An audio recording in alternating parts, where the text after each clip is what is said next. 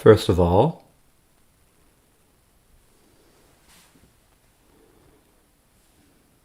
I hope everyone is doing well. I'd like to offer you my greetings. And today I'd like to take this opportunity to wish all of you Tashi Dilek for the new year of the Iron Ox. I hope that in this new year you will all be well, that we accomplish all you wish, be happy and be healthy and live long.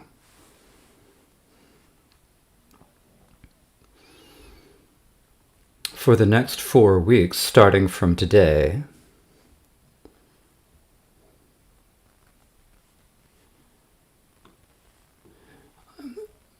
I will speak about 2 autobiographical praises by Mikyö Dorje, the good deeds and praises entitled He Searched Thoroughly. Normally we have a gunshe, but now we're having it in the spring season, so we're calling it the Spring Teachings. And so I think maybe it would be good if we just leave the name as the Spring Teachings. The reason this is that everyone is all rushing to have gunshes or winter teachings, but there's no one who has any spring teachings or summer teachings. So I think maybe in the future we should change it and call it the spring teachings, not the winter teachings. But we haven't decided for sure.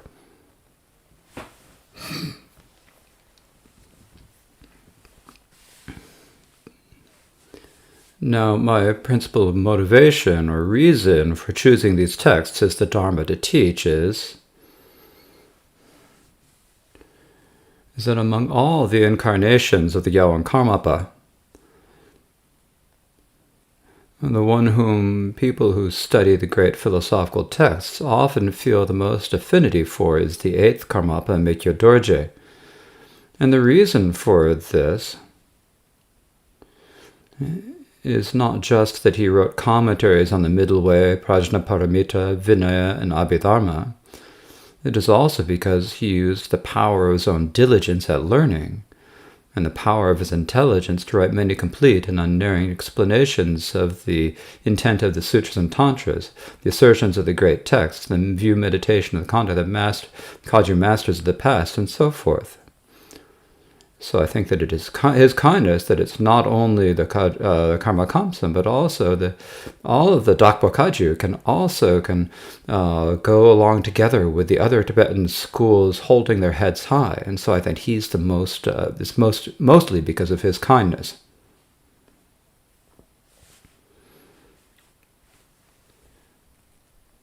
Now, someone like me, I'm not really a scholar who has specialized in the study of history and biography, and I don't have a wide perspective. But over many years, I have read Mikyö Dorje's writings in a scattershot sort of way, and gained a bit of experience and knowledge from that. In addition to that,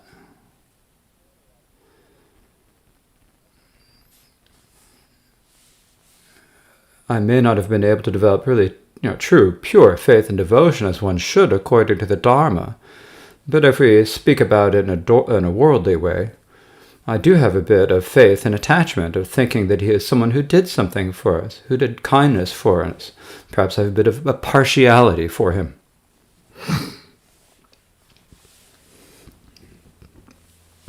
Also, if we think that we should uphold, preserve, and spread well these teachings of the practice lineage, we need to know what are the origins of the practice lineage. How did the forefathers initially establish the teachings? How did the later masters uphold them? And in the end, how much hardship and effort did they go through to spread them, and so forth?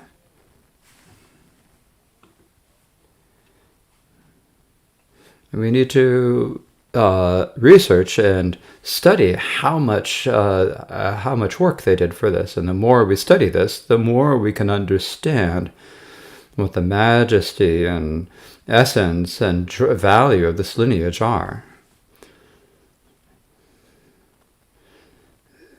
So I don't think of my teachings of these biographies this year as merely teaching like the topic of a history class. I don't think of it that way. I'd ask you also to please not consider it like that either.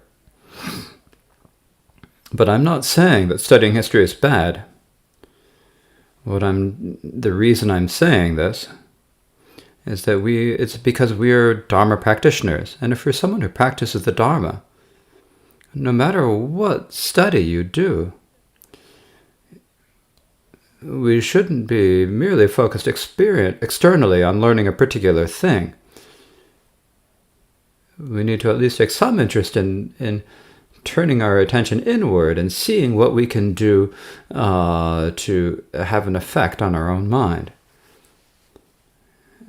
And so this is, I thought I had to explain this here at this point. In particular, the real instructions of the great master of the past is not what they wrote on paper that's included in some text. Instead, it is how, throughout their entire lives, how they thought, how they performed their deeds and activity, and so forth. The actual way that they lived their life is the actual instruction that they give.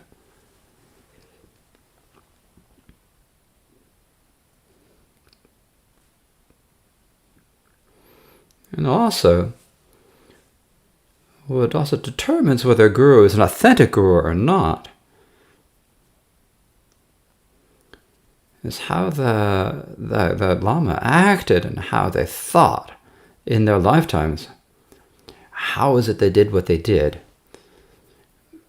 Did it all accord with the Dharma or not?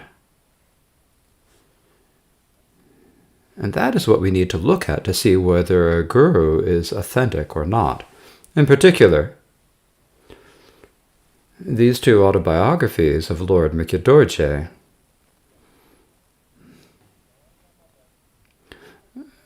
do not take it as a given that he was the Karmapa or an emanation of a Buddha or a Bodhisattva or someone who possessed the wisdom, love, and power of the previous Karmapas. When you read these Bodhisattvas, it sounds like he's an ordinary person. As an ordinary monk, how he worked hard to make his life be in harmony with the Dharma. And teaches the reasons and the situations, like gives direct instructions from his own experience during his lifetime.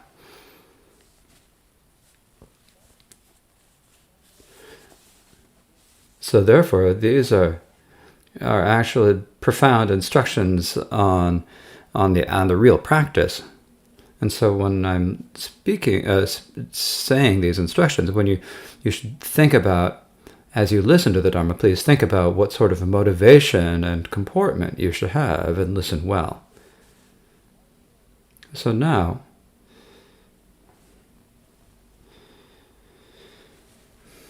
before I start to actually speak about Mikyö Dorje's life story,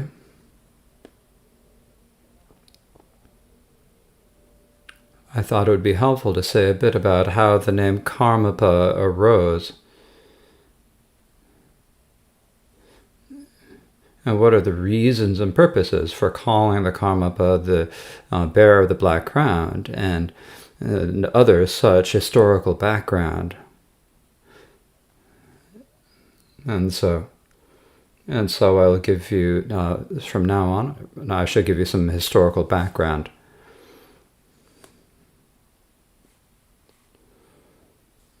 So when we think about how the name Karmapa was given to the incarnations of the Karmapa, and who the first Karmapa was, there are several different explanations of this in Tibetan histories. To give one example, the great Sakya scholar Mangtuludub Gyaltsen wrote in his Dates of the Great Masters, in which he says, Dusam Khyentse is explained to be an emanation of the sixth Buddha of this fortunate eon, the Buddha Simha. But Karmapakshi is said to be an emanation of Sarha, not the reincarnation of Dusam Khyentse. So I think that the first holder of the black crown should be identified as Karmapa. However, it is clear that the name Karmapa was given to Dusum Khenpa for found in Kampo Nenan in Me, Karma Hlateng in between, and Surpo Monastery in Tu. Therefore, there's a reason for using the name Karmapa for Dusum Khenpa. So this is what he said. And so there's a real gist of what he is saying here. Is that there is no explanation of Karmapa being the reincarnation of Dusum Khenpa. So therefore, the first Karmapa must be Karmapa. Also, Dusum Khenpa founded the monasteries in Tu in Upper Tibet, Me in Lower Tibet, and between these two, in particular the Karma Hlateng monastery. And so for that reason, he could be called by the name Karmapa. So one could say that the Dusum Khenpa was the first Karmapa, but he was not the actual first Karmapa. The actual first Karmapa should be considered Karmapa. So this is what he says. And so as he said this, a lot of other authors didn't do any particular research into that and just followed his opinion. In particular, many Gelugpa scholars have opinions that accord with this. To give one example of that, Tuken Lodzen Chuginima, in his Crystal Mirror of the Philosophical Schools, wrote, some say that Pomdrapa's student Karmapa is a reincarnation of Dusum Khenpa, but he's also known as an emanation of Saraha, and there's no historical source for him being a rebirth of Dusum Khenpa. And so when the masters of the Gelugpas and the Sakya, these great scholars of these schools, and the feeling that I got looking at that is reminded me of a quote from the fifth Dalai Lama. So it just brought it right back for me. Now what he says is, when they get in the middle of the fight between the tigers and lions of the Sakya and Gelug scholars, the fox-like Kagyu meditators should be careful. And so that just immediately came right to me. You've got the Sakya and the Gelug scholars are like tigers and lions who are fighting, and the Kagyu meditators who don't know anything are like foxes, shouldn't get in between. So it's like that's the feeling I had for it. But I got a bit of confidence, and I think you have to look at it. So I have to give a bit of explanation of this. So in general,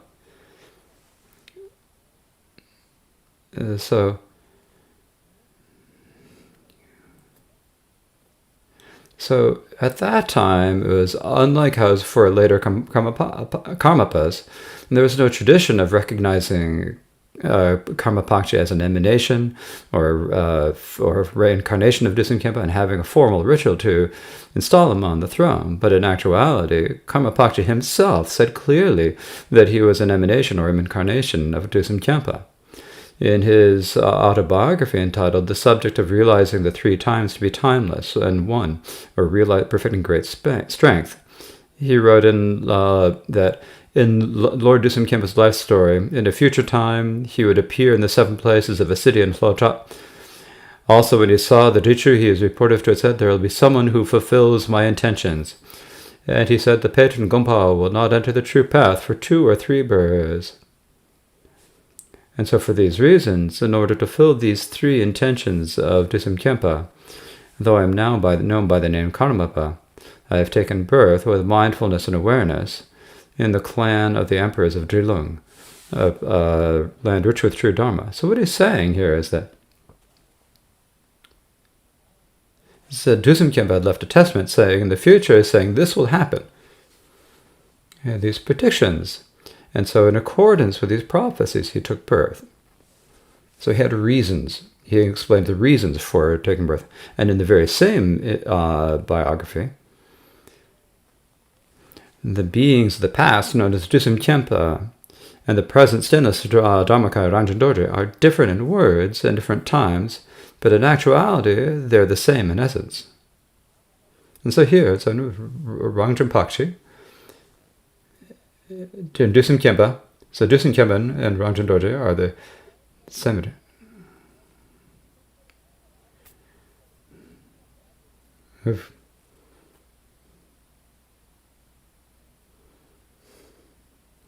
all of a sudden we're getting the languages of the gods and languages of not just the languages of all the humans.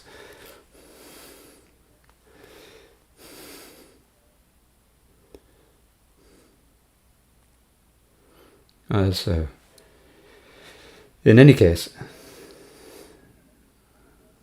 Karmapa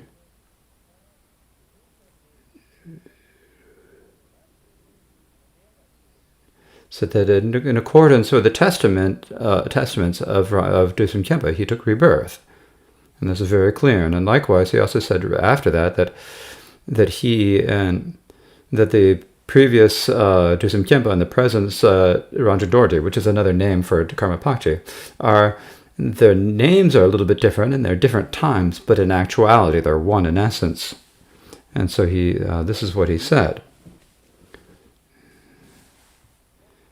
Also, Dusum Khyentse's student Pomdrapa and the master of Karmapa, there's a biography of Pomdrapa by Karmapa, within which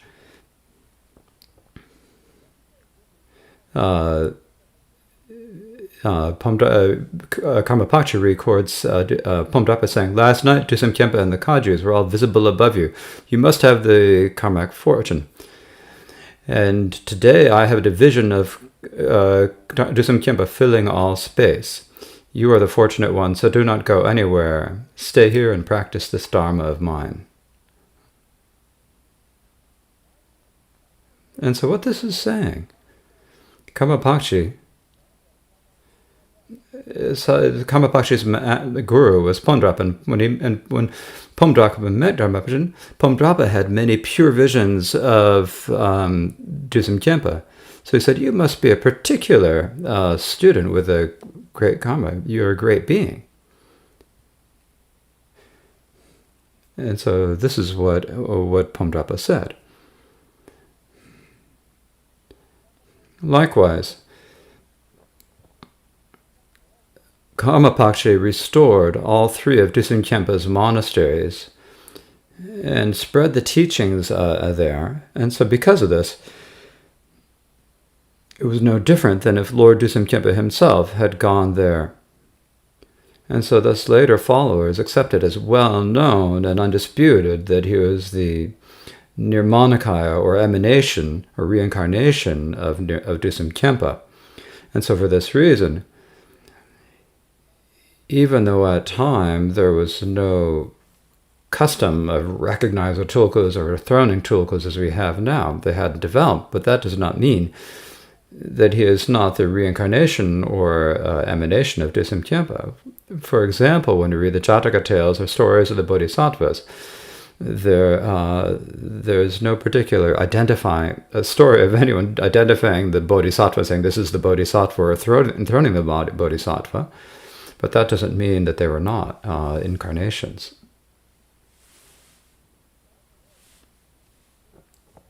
So generally, the Karmapa is well known to be praised with, and this is said quite often by this, but what is understood about it is that he is the same mind stream of the sixth Buddha, the fortunate eon. And where this primarily comes from is a prophecy that Lama Zhang revealed at Utah. And this says he is the sixth Buddha, the fortunate eon. And because it says that, and Lama Shang also himself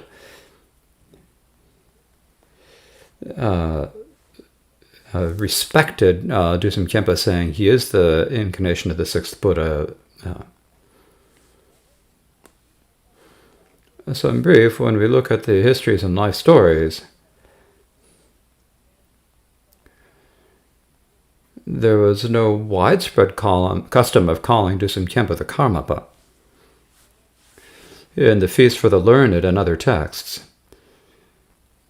it is recorded in these texts that are researched and authoritative. It is recorded that when he went forth as a monk, he had pure vision of Dakinis appointing him as the embodiment of the activity of the Buddhas and calling him the Karmapa. When we examine these accounts of pure visions, it seems that there to have been a secret name that was not commonly known. For that reason, Karmapa was well known to call himself Karmapa. It seems so. When we examine these accounts, it seems that to have been a secret name that was not commonly used.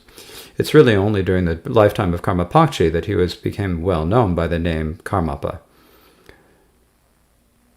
And likewise, Karmapa himself was known by the popular lineage by the name Karmapa.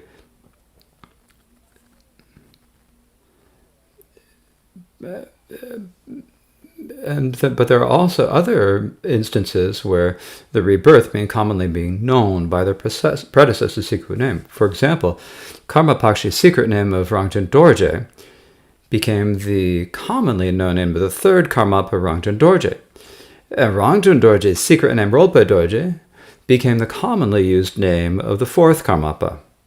And there are several other instances of this as well. And so for these reasons, sometimes when we read Karmapa and Dorje's works, we often confuse them and they're mistaken for each other's. And the reason for that is both to say that they both would write texts under the name Rangchen Dorje, so they're sometimes mixed up. However, there's another way of explaining this. In Karma Chakma's guidebook to the Kagyu monasteries, it says in this that Karmapa was called Karmapa because he stayed at Karma monastery. So there's this one way of explaining it, but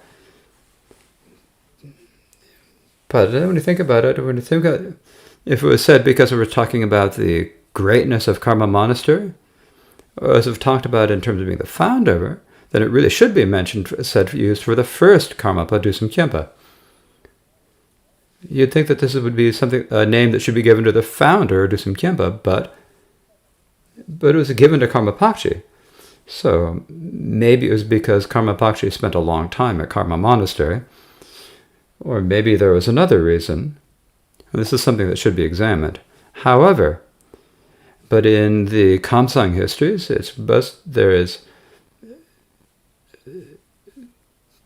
I've never seen in these histories of the Karma Kamsan, I've never seen such an explanation. It is in Karma Chakma's guidebook to Kagyu monasteries.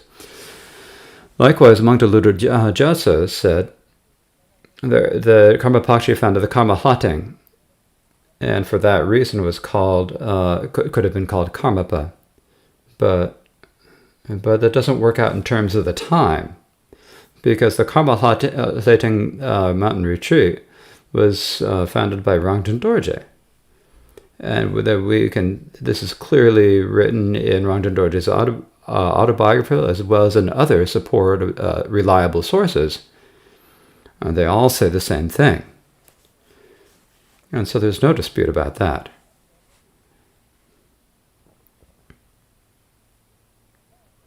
So in sum, the main point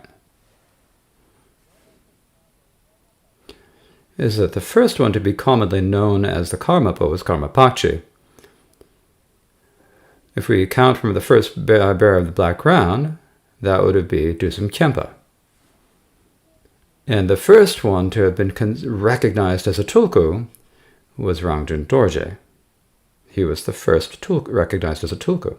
So that is how it is. And for these reasons, Dusum Khyentse said that in Supi here there will be 3 bearers of the black crown. So this is a prophecy that he made. And the point of this, I think, is as what I just mentioned. The reasons that I just mentioned, or the points that I mentioned, because of that, he said that, I believe.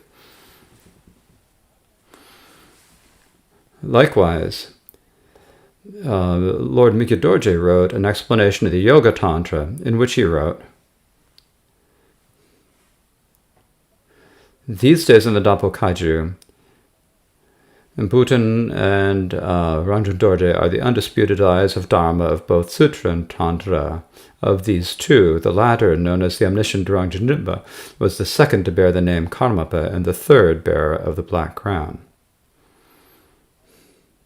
So in the Dapo Kagyu, there are 2 great scholars of Sutra and Tantra, One was the omniscient Bhutan, and one was Rangjung Dorje. And Rangjung Dorje was the second one to be known by the name Karmapa, and the third bearer of the black crown. So I think this is a quote that is very precise about the history. As I said before, he was the first one who was well known by the name Karmapa was Karmapakchi, as I said before. And the second was Rangjung Dorje. In terms of the bearers of the black crown, Rangjung Dorje was the third, Karmapakchi was the second, and Dusum Khyentse was the first. And so this is really talking very precisely about the history. And so I've been saying the bearer of the black crown, the bearer of the black crown several times. And what this is saying is that really what is particular about the incarnations of the Karmapa is wearing the black crown on their heads. And so this is particular. And for that reason, the Karmapa himself would be called the blackout Lama. And that's where this tradition came from. And so the Karma himself would wear the crown on his head. He'd encourage people to recite the Mani mantra. And while wearing it, he'd distribute the black pills to the 7 birds. And he would also give other students crowns that the same shape as his own crown, but they were white, yellow, red, or green in color. And so because of these deeds, and because of they would continue their activity, or we could say their cultural activities would really flourish. So if we want to speak about the black crown, when people who have faith in the Karmapa from a Dharma's perspective, or attachment to him from a worldly perspective, what they think is that even if they do not really know about the symbolism or history of the black crown, will say it is liberation on seeing, or it is sacred. And some people will think that the Karmapa's black crown has no symbolic Dharma meaning.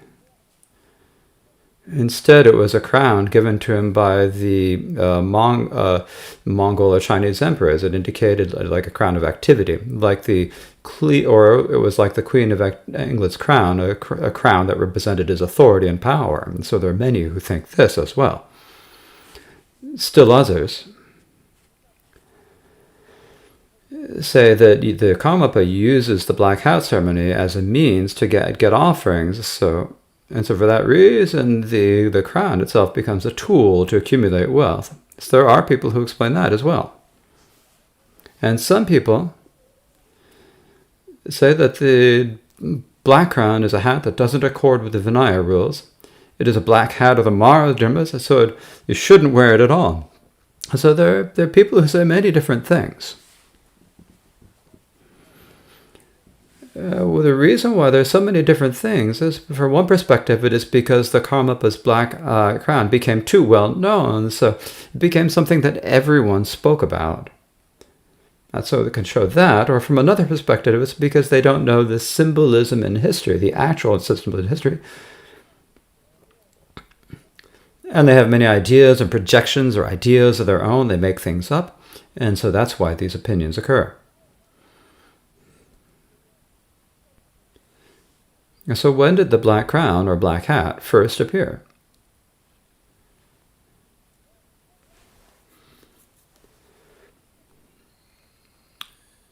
It was probably first worn at the time of the Dusum Khyentse. Here, Tukha Lobsang Chiginima writes in his Crystal Mirror of the Philosophical Schools, "It is said that Dusum Khyentse wore a black crown, so he became known as the bearer of the black crown. However, the Mongol king gave Karmapakchi a black crown of activity, and it was definitely from that point on that the incarnations were known as the bearers of the black crown. These days, the ranks of Chinese ministers are distinguished by the ornaments on their hats. This is a new tradition of the Qing emperors. during the Mongol and Han dynasties, they were distinguished by the shapes of their hats. The imperial preceptors were given black crowns with gold blazons, and it seems that for this reason Emperor Yunglo gave Jamjen Chuje and others such crowns. Therefore, I expect that to say that the black crown of the Karmapas was made from the hair of a trillion Dakinis and offered him, and to proclaim his greatness widely, is solely a made-up tale. He doesn't give any particular reasons for saying this, but he criticizes, saying that the Karmapakshi was only from the time of Karmapakshi. It was not any Dharma practice, it was actually a symbol of work, as a sign kind of activity or of work or of rank. If you put emphasis, whether or not there was a tradition in the black crown at the time of Dusum Khyentse, the only way to determine this is to research the reliable old stories of the old masters. We don't have any other method. So within the collected works of Dusum Khyentse, there is a text I've read. It's a short text called The 3 Cycles on Mixing. And so what this text is a disciple of Dusum Khyentse took notes on what Dusum Khyentse himself said. And what that says is, think that above your crown there is a white swirling moon disk. On top of that, visualize there sits your root guru, inseparable from Dusum Khyentse, with white hair and a black crown, as light and the nature of light.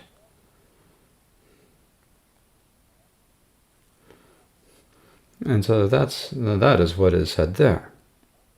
And so for that reason, what this shows us is that from that time on, the students of Dusum Khyentse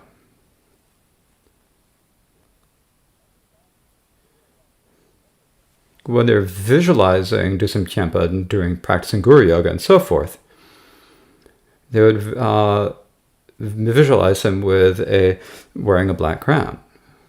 So it shows that there was that tradition of visualizing him in that way from that time. Likewise, in Karmapakshi's autobiography, the subject of realizing the 3 times to be timeless and 1, or perfecting great strength, what it says there is, because Lord Dusum Khyentse was blessed as a self-arisen wisdom of an emanation of Indra-Bodhi, in all his disciples' perception, he appeared as inconceivable emanations and displays, like a reflection in a mirror. Because he was the same in essence as Sadaha, as a symbol of the unchanging Brahman nature, he wore a crown of black silk with a gold blaze, such as had never appeared anywhere before on earth, representing the unrisen Buddha through core-emergent wisdom through the various symbols. And so it's basically saying that the crown of black silk or black fabric with a gold blaze that had never been before known in Tibet. And so it says that he wore such a crown. Likewise, Lama Mikyö Dorje wrote a history of the black crown, in which it says that he gives a quotation from an old biography of Dusum Khyentse where it says, he wore on his head a black silk crown with designs of mounds of round flowers. And so that he said this is in an old biography. Likewise, many other histories, such as the Feast for the Learned, and these reliable histories, say that when Dusum Khyentse went forth as a monk, he had a pure vision of many thousands of Dakinis tying a black crown to his head, and saying that he was the embodiment of the activity of the Buddhas and giving him the name Karmapa. And so he had this pure vision, and because he saw that later, he took the crown that he saw in his vision as an example and either made or had made a black crown. For not only that, the crown that Dusum Khyentse wore was later kept among the treasures of Tsurphu Monastery. So how do we know that it was kept in the treasury? Mikyö Dorje's Lama. Mikyö Dorje had 4 different lamas, and among them, the one who taught him the great philosophical texts was Karmapa. And Karmapa wrote the questions in response, was the summary of liberation. And what it says there is, some assert that the crown is the empowerment crown of Saraha, and due to that, it is also said to be the hair of 1,000 Dakinis. This is a story of an emanation. It is unconceivable to ordinary individuals.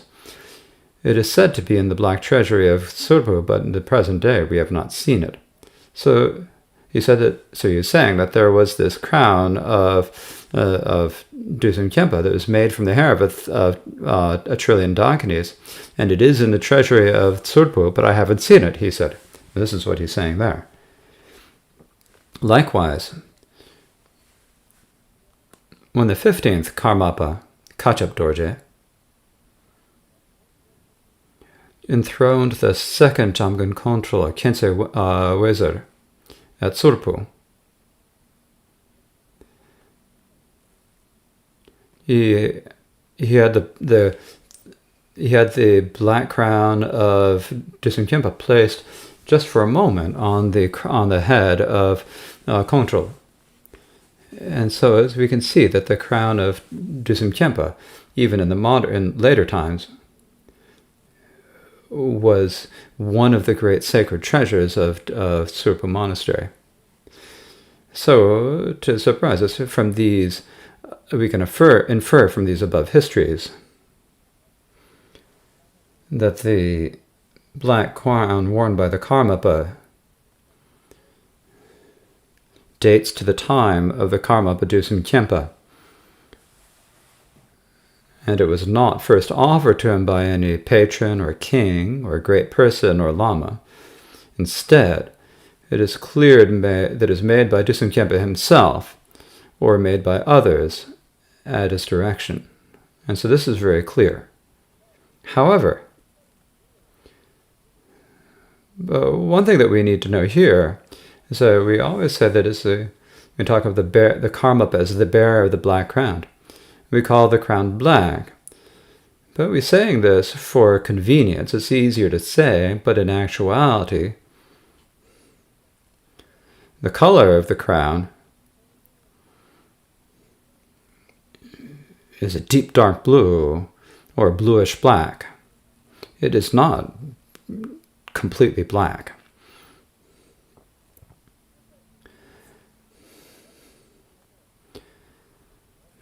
And so the reason why the crown is made like this is primarily connected to the practice of Tantra. In the Turiya Tantra, there are empowerments. Like in the Kriya Tantra, there are the water and crown empowerments. And of them, the hat can be considered a crown for the crown empowerment. So also the crowns can have different colors and shapes in terms of the 5 Buddha families. So here, the Karmapa's crown is to symbolize the family of Akshobhya. It has a Vajra on its blaze, and the dark blue color symbolizes that it is unmoving or unshapable from the Dharma nature. It's just like people use space as a symbol for being unchanging. And so taking the color of space as an example, and as given the color of being dark blue. And so for that reason, when we're practicing the Sakta secret mantra, there are extraordinary methods for reversing fixation in ordinary appearance through symbols, meaning, and signs, or through the symbolized and the symbolized.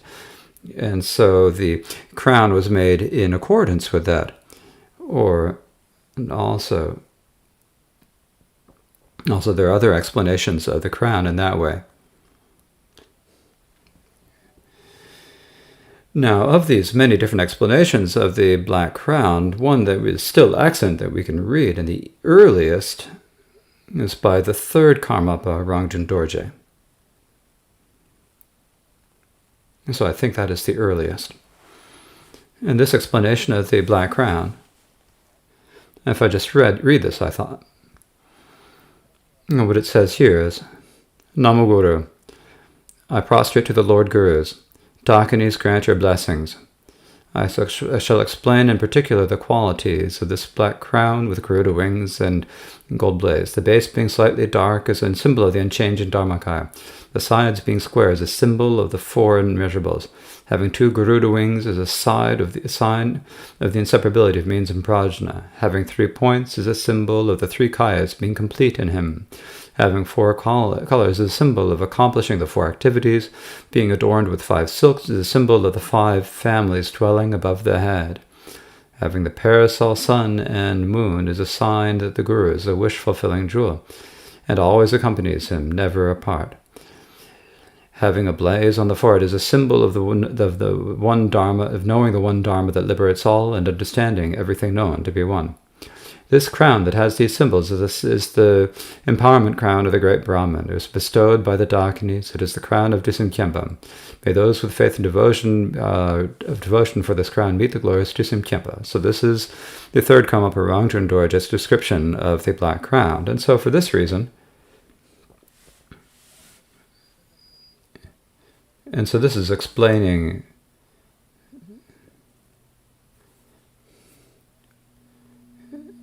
the black crown as being connected to the extraordinary tantric methods of reversing fixation through symbolic methods. So I think now we probably need to take the break, right? Yes, we'll take the break.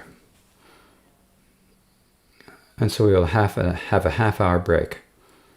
And then I will continue with the teaching. Thank you.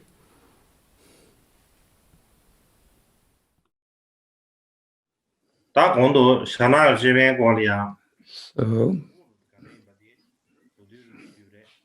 I have explained in brief about the origin of the black crown.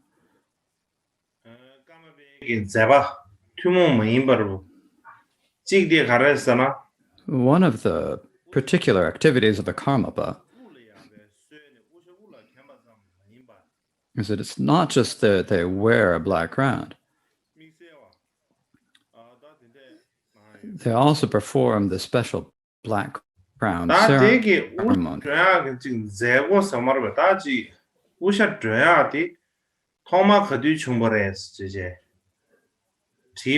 when did this ceremony, the black crown, originate? It's actually difficult to sort of arrange that, to definitely determine that. During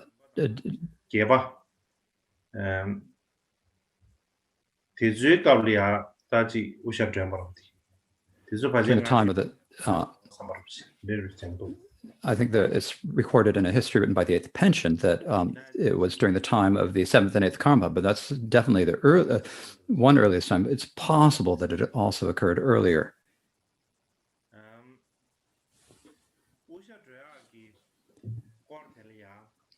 So to speak about the black crown ceremony itself,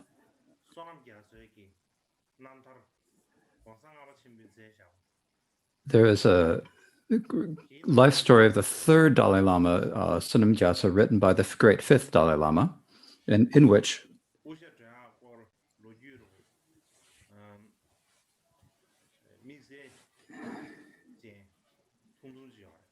he has a short story about wearing the black.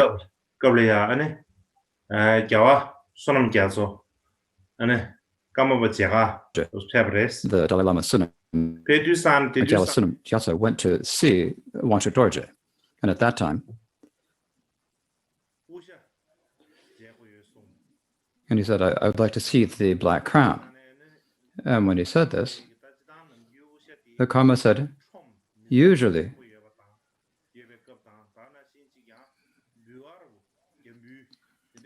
is only shown when there are large gatherings of the public or when there are great offerings. There's no particular history of doing this to private individuals. But if the Tulku Rinpoche would like to see this, I will do this for you. And so he had the black crown brought, and he first had the Karmapa ward on his head. And then, after the Karmapa word said, then the Gyawa Sumijasa made some offerings about that. And after Karmapa had worn the hat, Gyawa Sunamjasa asked, he received the hat in his hands just to look at it. And Gyawa Sunamjasa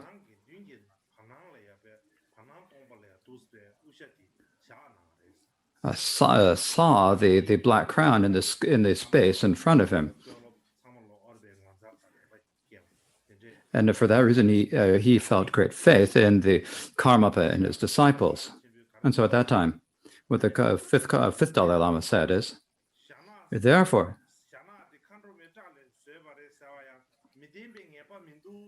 there's no certainty that that is untrue, that the black crown is made by the Dakinis. So this is what.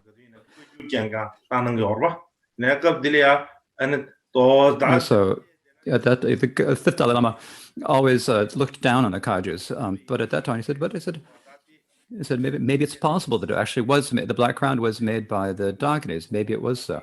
So this is something that he said, and so this is it's like one story that I read.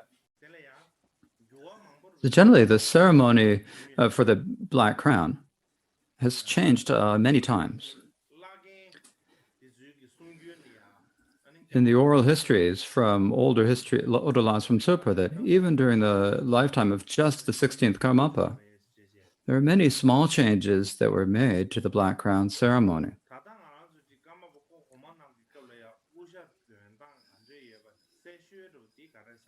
The most clear description of the black crown ceremony from the times of the earlier Karmapas is in Siddha Chigijun's autobiography.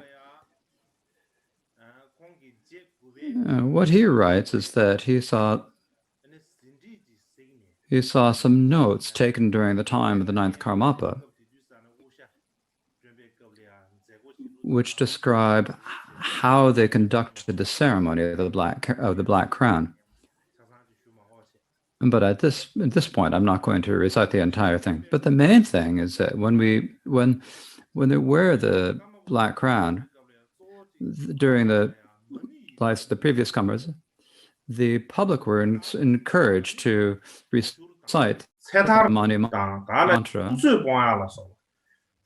10 million manas, or to perform life releases, or give up conflict, and inspire them to other virtuous acts. So all over in Tibet, actually, it's not just in Tibet, in all of the Himalayan regions in Nepal and in the Himalayan mountain regions, there's a customs of reciting the manis with a melody, right? And there's also the tradition of carrying a prayer wheel with a mani mantra. And these customs are really very widespread. And the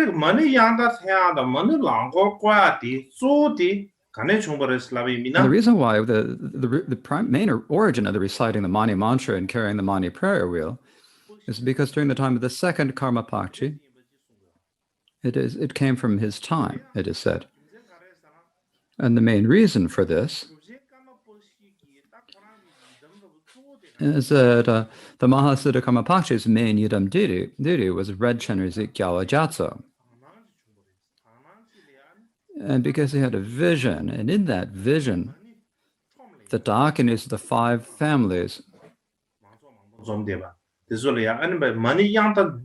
him they should get large gatherings of the public, recite the Mani mantras with melody. And because of the reciting the Mani mantra, then everyone who sees and hears this will be blessed, we said. So he had that sort of a vision. And so because of that, so wherever Karmapakshi went, he would wear the black crown, sing the mantra melody with a melody, and wear the black crown.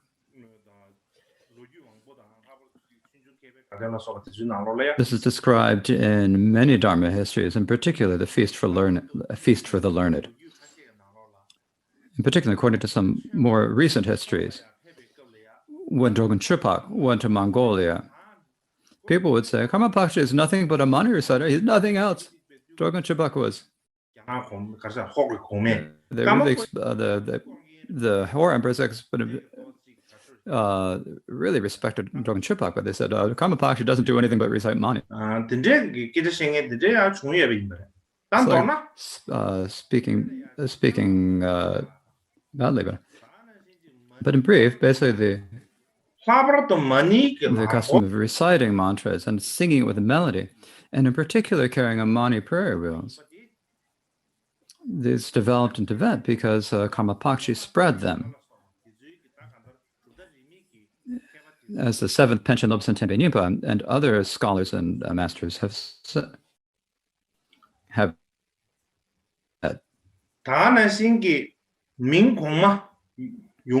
Similarly, during the time of the Ming Emperor Yunglu, the fifth Karmapa Deshin Shenpa went to Nanjing. At that time, the main name mantra or Dharma mantra connected to the Karmapa was the Mani mantra. And so when the Chinese first heard the Manis, it seemed utterly strange to them. It's like, now we talk about these days. It's like there's an English joke. We said, "Oh, money, pay me home." There was a joke. It was similarly for the Chinese at that time. The Chinese would say, "Money isn't something said by the Buddha. It's something that those Westerners, those folks from the West, made up." And so they made a lot of jokes about it.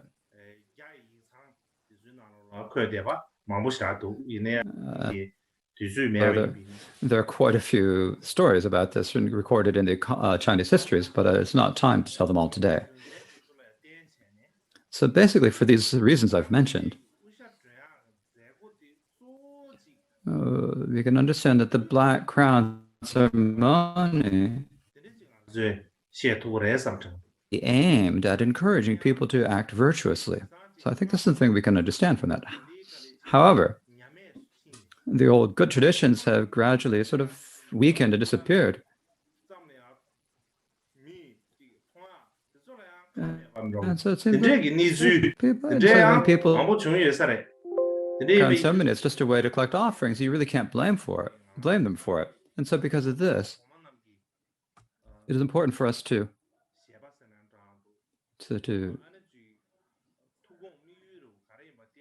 we need to think about what the intentions or aims of the previous Karmapas were and understand this without any mistake or error. So the black crown that was actually worn during the black crown ceremonies during the time of Dusum Khenpa and Karmapa Mikyö, those fabrics were basically sewn from black fabric. And they didn't have any jewels or any other adornments. For example, the crown of the Mahasiddha Karmapa Mikyö, that is at Karmapa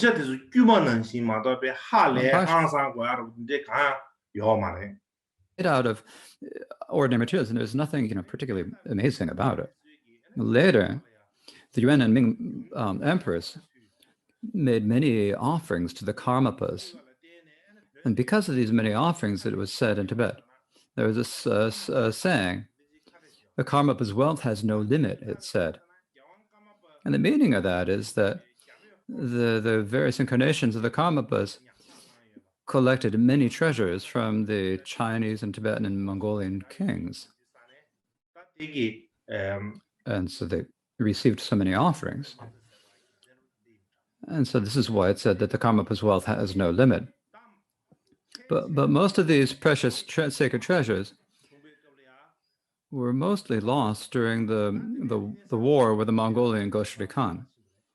And everything was lost during the Cultural Revolution. There was a little bit left during the time of the 16th Karmapa. The 16th Karmapa was able to bring to Rumtek, and so it's his kindness that we have lit. But right now, that's all locked up in Rumtek, and we can't see them. And so this is that unfortunate situation. And so we in the Karma Council should really take to look back at our history. And we should, learn from our losses and learn from our mistakes and take the lessons. This is what it's important for us to do this, but it doesn't seem like many people are actually doing this, as I see it. Generally, when you look at the histories offered by the many crowns were offered by the Mongolian and Chinese emperors. But basically, they're primarily two that we can really clearly identify. And the way we know this is from Karma Trinapa's Questions and Responses, a Summary of Liberation. What it says in this text is, it's very clearly said here, what he says, in the encampment now, there was one made of the Mongolian family, the Mongol Emperor Timur Khan offered to Rinpoche Dorje, and one called Zani Yesha, studded with many jewels, given by the Chinese Emperor Qingha to Lord Tongwu Dindan. So there are these two. And so he's saying that there are two crowns. And when you read the lives of the previous Karmapas, it is often said that they wore the crown meaningful to see, or the crown Zamling Yesha. It's often said this. So if we can sort of like infer from this that there were two different crowns that were used in the Black Crown ceremonies.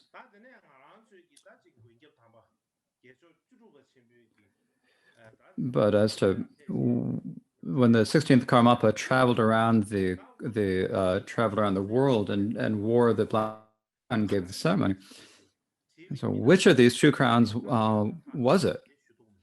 So this is something that we just can't really determine at the present.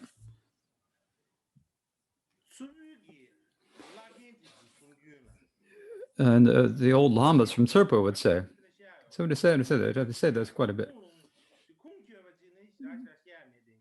But it's like sometimes they have a lot to say, but you're not always certain whether they have a source for that. They have so much that they actually can say. But what they say,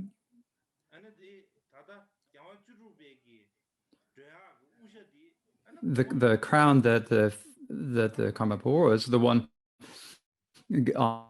offered by Yunglo. So that's what they say. But there are several life stories of the fifth Karmapa Deshin Shekpa.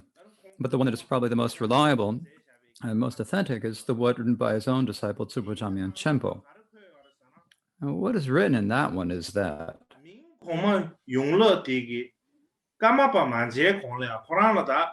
before the Ming Emperor Yunglo met the Karmapa, he had a dream. And in the dream, what he saw is that before him in the sky, there was the Buddha Ratna seeking. So this Buddha,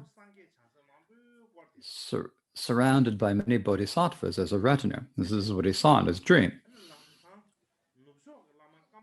And then immediately, the Buddha turned the guru from the west. So when we say the west, that means the west. When we say west, that means Tibet, because it's the west of China. So this means the Karmapa. The Buddha became the Buddha and wearing the black crown. So he had this vision. So later, when he actually met the Karmapa, the opinion of the Karmapa that he'd seen in his dream were exactly the same as the actual Karmapa. And so the emperor was just delighted to see this, and offered him wrote a praise called the praise entitled the Ratna Sikhan adorned with the jewels, and drew a painting of this. And not only that, the emperor made a declaration of the Karmapa's title, giving him particular titles and great names. So giving him basically the same titles as had been given to Drogon Chubak during the time of the Yuan emperors, such as the titles such as Precious King of Dharma and so forth. They're basically the same titles. But he added one word, the word Deshin Shekpa, and the reason that he added this is because that in his of the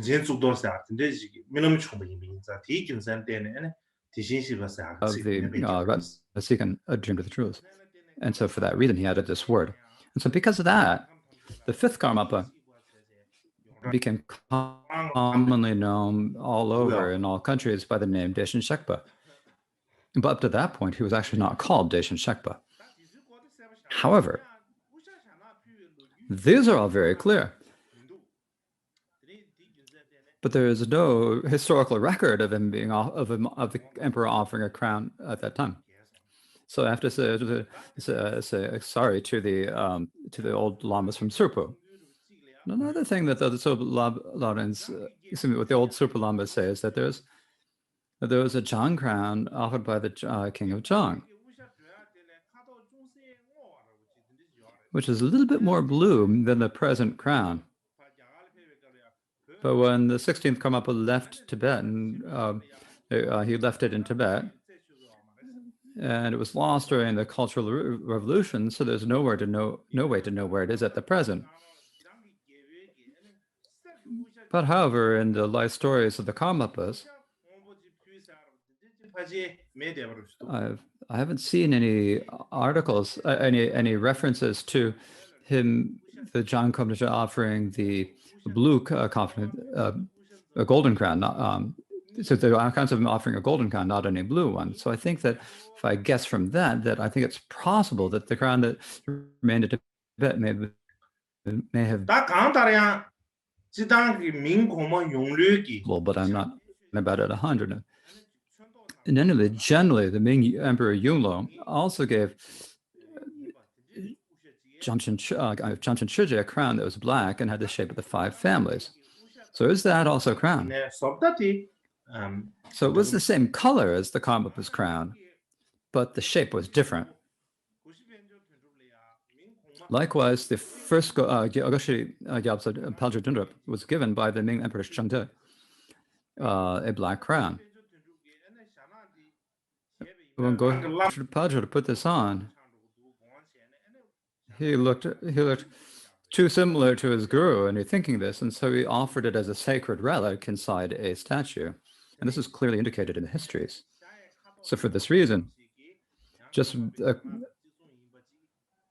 because a crown is black does not necessarily mean that it is the same as the Karmapa's black crown. In brief, Dusun Kempa and Karmapakshi had a custom of wearing the black crowns.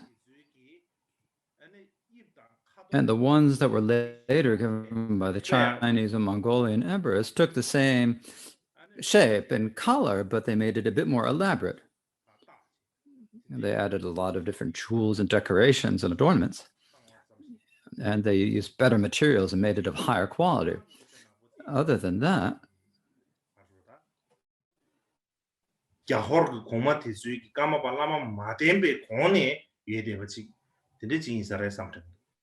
but even before the Chinese and Mongolian emperors offered the crowns, there were black crowns. But people just don't understand this. But people think that when you ask why is it so important, people say it's just because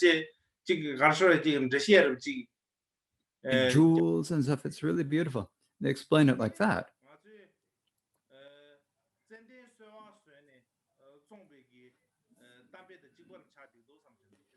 But when we look at this, it's kind of like the same as the saying about when you're making sandalwood into charcoal to sell it.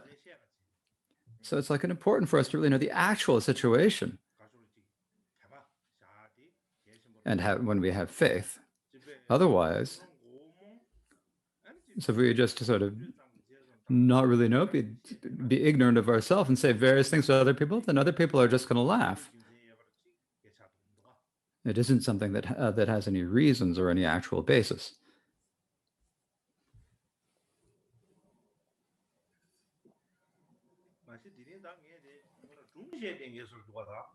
It's like today, I'm just telling stories all day long.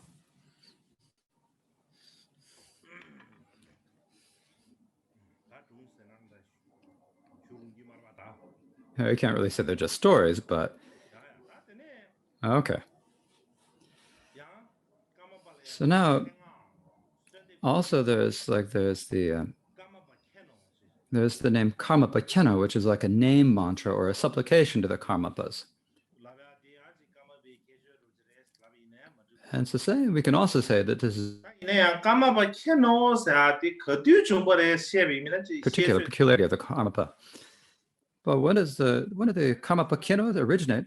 It's difficult to determine exactly when that happened, because it gradually spread among the public who had faith in the Karmapa. And there's no other way to specifically point out one person who began it, said, this is the person.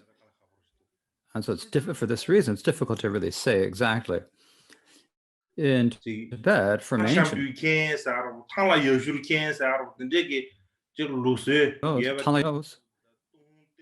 and we can understand this from the Dunhuan manuscripts. If we look at them, we can see this. When Buddhism spread in Tibet, eventually the phrases, the three jewels note, or the three jewels view us with compassion, they did appear. Likewise, once the Karmapa's name became well known, people began to call him out by name and say, you please see, please view me. And so there's this way of calling to him. And these days, there are some Chinese Dharma friends who think that Karmapa Mikyö is the Karmapa's name. I think they actually think this. And so when they call me by name, they say Karmapa Mikyö.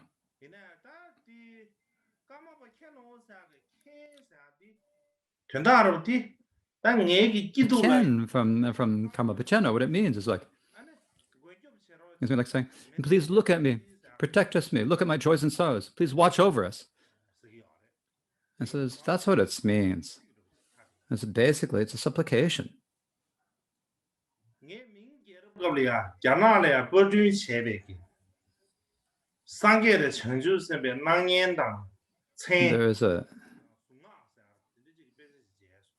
I've seen a text that was printed during the Ming Dynasty called The Images and Name Mantras of the Buddhas and Bodhisattvas.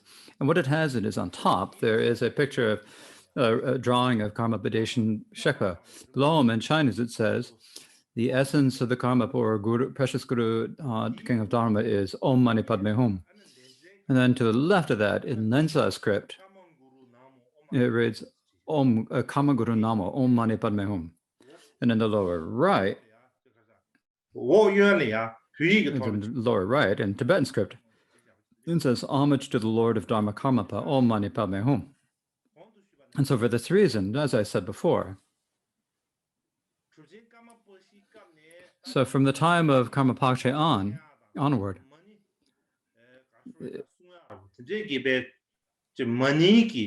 the practice of the money mantra, that activity of this continued at least until the fifth Karmapa Deshinyapa. And so until that point, the money mantra was used as the Karmapa's name mantra, as a supplication. Then later, it gradually changed to being Karmapa Mikyö, and this is used as substitute for that as a name mantra for the Karmapa. So the earliest extant experience of occurrence of that we can see is for the 8th Karmapa Mikyö Dorje is for session Guru Yoga. And so this is like the clearest instance of it.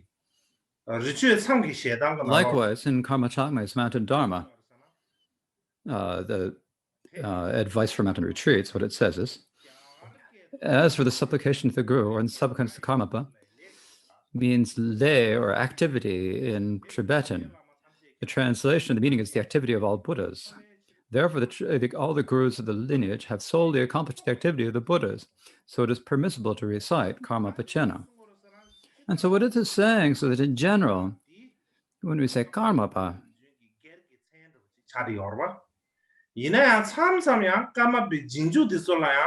name of the Karmapas, but sometimes the names, the followers of the Karmapas. So do you Karmapas? There's something that's so like a way of calling the followers of the Karmapas. In modern times, in the later times when the Karmapa teachings declined, and later that in the region of Lhasa, they'd stopped saying. Most people wouldn't say Karmapa; they'd say Karmawa, and so that's how they called it Karmawa instead of Karmapa. And still, and then there are people who won't even say Karmawa, who just say Karma. And they even drop the wa. And so that also happens. And some scholars say that this is a way of kind of deprecating way of saying the name, or diminishing way of saying it. But if we look at it in terms of, when we think about it, everyone who accomplished the activity of a Buddha can be called the Karmapa, or the embodiment of the activity of the Buddhas. And so for that reason, anyone who is an authentic guru is someone who accomplishes the activity of the guru.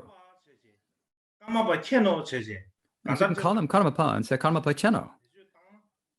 And you can use it as a supplication for all gurus. I think it's fine to do that. And so Karma Chakmi says this. And so for this reason, when we recite the supplication Karmapa Cheno, if we keep that meaning in mind as we recite it, I think it's good. We say Karmapa Cheno, the Karmapa is like unilaterally, solely the few particular individuals in the lineage of the Karmapas. Instead, we should think about it as all the root and lineage gurus.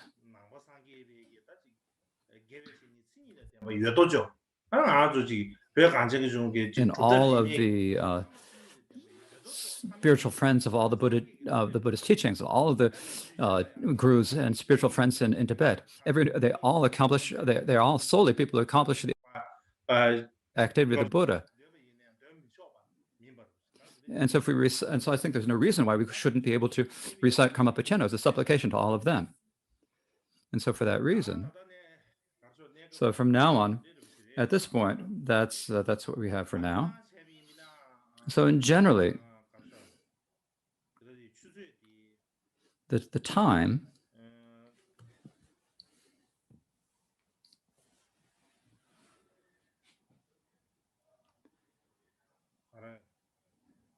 So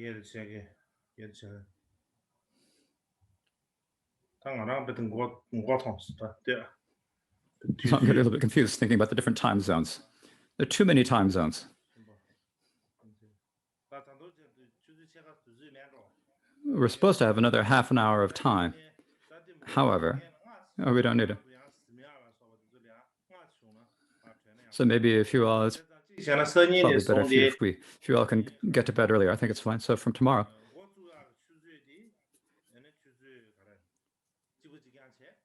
we'll start at the same time from tomorrow. And we'll have an hour for the first session, and then we'll have the half-hour break, and then we'll get together and have like a half an hour, 45 minutes. And I think if we do it this way, I think it'll be okay. So I think we can say that this is enough for today. It's the first day. So it probably hasn't turned out all that well because it's the first day. We've had problems, but I hope that we'll get better every day. And so now we'll recite the dedication and aspiration prayers.